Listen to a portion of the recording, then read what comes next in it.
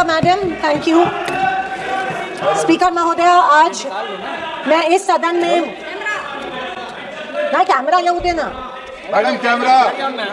Madam speaker, मैं आज इस सदन में क्रोध, वेदना और अपमान की भावना लेकर खड़ी हूँ। अपमान उन सिपाहियों का जिनको सीज फायर की ऑर्डर अपने देश के प्रधानमंत्री से नहीं बल्कि एक विदेशी से मिली। वेदना उन परिवारों की जिन्होंने पहलगाम के आतंकी हमले में अपने परिजनों को खो दिया। और क्रोध इस सरकार पर जो आज तक पहलगाम के आतंकी हमलावरों को न पकड़ पाई है और ना ही उनकी कुछ सुराग ढूंढ पाई है। ऑपरेशन सिंदूर नाम सुनने में देशभक्ति का लगता है, लेकिन असल में ये सिर्फ मीडिया पर किया सरकार का एक तमाशा था। कोई नहीं बता रहा है कि इस ऑपरेशन में हासिल क्या हुआ, कितने आतंकी पकड़े गए, हमारे कितने फाइटर जेट्स गिराए गए, कौन जिम्मेदार है, कौन किसकी गलती है। इसका हिसाब देने का दायित्व इस सरकार का है, मगर देश में सवाल पूछने पर ही पाबंदी है, क्योंकि ये सरकार सवाल सुनना ही नहीं चाहती है, बल्कि ये सरकार जवाबदेही से ही भागती है। अध्यक्ष महोदय, आज की परिस्थितियों को देख मुझे रोम में बने कॉलिसियम की याद आती है। विश्व की सबसे अविस्मरणीय और पुरानी इमारतों में एक है। रोम में बनी कॉलिसियम मनुष्य की कल्पकता और निर्माण क्षमता का एक अभूतपूर्व मिसाल है, पर इसके अलावा वो एक गंदे और घिनौनी राजनीति का भी प्रतीक है। कहा जाता है कि इसका निर्माण उस समय की जनता को खेल और मनोरंजन में उलझाए रखने के लिए किया गया था, ताकि जनता का मूल मुद्दों पर से ध्यान भटक जाए। कुछ ऐसा ही आज हमारे देश की सरकार करती प्रतीत हो रही है। पर अब खेल और मनोरंजन ही काफी नहीं है। किसी महत्वपूर्ण इलेक्शन के पहले आतंकी हमला और फिर सरकार की जवाबी कार्रवाई।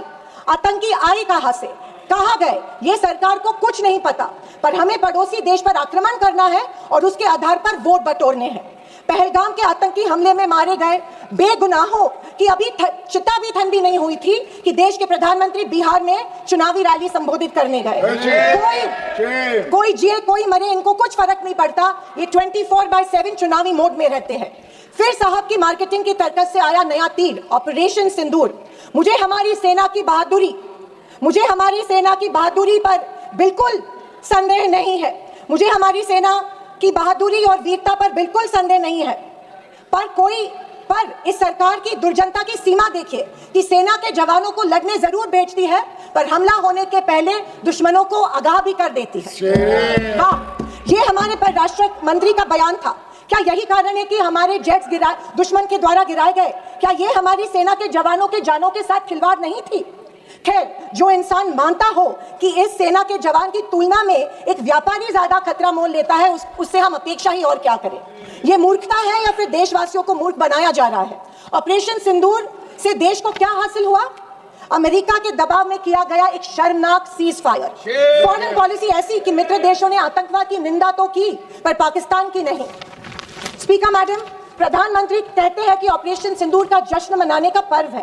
किस बात का जश्न मनाए प्रधानमंत्री जी? हमले के पहले आपके विदेश मंत्री दुश्मन को हमले की पूर्व सूचना देते हैं, उसका जश्न मनाए? इसी का असर यह था कि हमारे जेट्स गिराए गए, क्या इसका जश्न मनाए? या फाइटर जेट जो क्षतिग्रस्त हुए हैं उनके पायलट्स का क्या हुआ? इस देश को अभी तक उसकी जानकारी नहीं है, क्या उसका जश्न मनाए? सीज फायर का ऐलान इनके कथित मित्र ट्रंप करते हैं, इससे जो हमारी देश की तीनों सेनाओं का मानसिक खच्चीकरण हुआ, क्या उसका जश्न मनाए? और तो और पहलगाम के आतंकियों को कोई सुराग नहीं, क्या इसका जश्न मनाए? इंटरनेशनल कम्युनिटी में भारत की छवि इतनी कमजोर अब तक कभी नहीं हुई थी। हर चीज को इवेंट मत बनाइए मोदी जी, अपने मन की बात छोड़कर देशवासियों को की सवाल का जवाब देने की भी हिम्मत दिखाइए। याद आती है जब इंदिरा गांधी जी के सामने पाकिस्तान सरेंडर हुआ था और एक हार्ड लाइनर निक्सन जैसे को भी इंदिरा गांधी की बात सुननी पड़ी। और विदेशी नीति की तो हालत और भी शर्मनाक है। हमारे पड़ोसी नेपाल, बांग्लादेश और श्रीलंका जो कभी भारत के सबसे करीब थे, आज हमारी पीठ पीछे चीन से हाथ मिला रहे हैं। एक समय था जब भारत के पास नेबरहुड फर्स्ट की नीति थी और आज हमारे पड़ोसी हमें लास्ट प्रायोरिटी मानते हैं। स्पीकर मैडम, विदेश जाकर इंडियन डायस्पोरा के साथ तस्वीर खिंचवाना ही विदेश नीति बन गई है। अब यह सरकार प्रश्न पत्र भी खुद बनाती है और उत्तर भी खुद तय करती है। जनता से कोई संवाद नहीं, पार्लियामेंट में कोई ट्रांसपेरेंसी नहीं। यह सरकार केवल प्रचार की मशीन बनकर काम कर रही है। पहलगाम के शहीदों के परिवारों को जवाब कौन देगा? सरकार की कूटनीति की असफलताओं को जवाब कौन देगा? चीन की बढ़ती घुसपैठ और पड़ोसी देशों की बेरुखी का जवाब कौन देगा? अगर सरकार जवाब नहीं देती है तो सरकार को सत्ता में बने रखने का कोई अधिकार नहीं है। विपक्ष का हर सांसद लोगों के सवालों को उठाता रहेगा। और अगर सवालों से डरती है तो कुर्सी छोड़ो। ये कुर्सी, ये पद जवाबदेही का है, सिर्फ इवेंट सेलिब्रेशन का नहीं है। और अंत में मैं इतना ही कहना चाहती हूँ कि आवाज न सुनी हमारी, कुछ गम नहीं। आवाज ना सुनी हमारी, कुछ गम नहीं। मजलूमों की चीखें तो सुन लीजिए। मन की बातें बहुत कर ली साहब, वक्त मिले तो देशवासियों की गुहार भी सुन लीजिए। जय हिंद। श्री सुनील